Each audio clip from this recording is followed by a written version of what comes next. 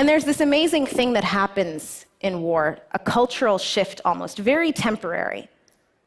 And it was the first time that I felt it was not only acceptable for me to be involved, but it was encouraged.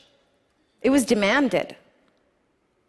Myself and other women had a seat at the table. We weren't holding hands or a medium. We were part of decision making. We were information sharing. We were crucial. And I wanted and needed for that change to be permanent. Turns out that's not that easy. It only took a few weeks before the women that I had previously worked with were returning back to their previous roles. And most of them were driven by words of encouragement from religious and political leaders, most of who cited religious scripture as their defense. And you're probably wondering how a women's rights organization was able to do this in communities which had previously opposed our sheer existence. I used scripture.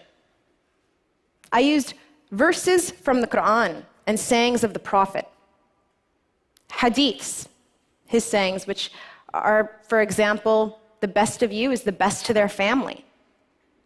Do not let your brother oppress another.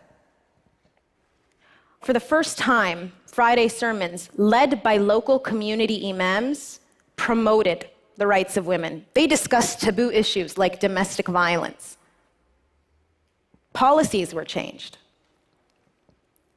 In certain communities, we actually had to go as far as saying, the International Human Rights Declaration, which you oppose because it wasn't written by religious scholars, well, those same principles are in our book. So really, the United Nations just copied us. By changing the message, we were able to provide an alternative narrative which promoted the rights of women in Libya.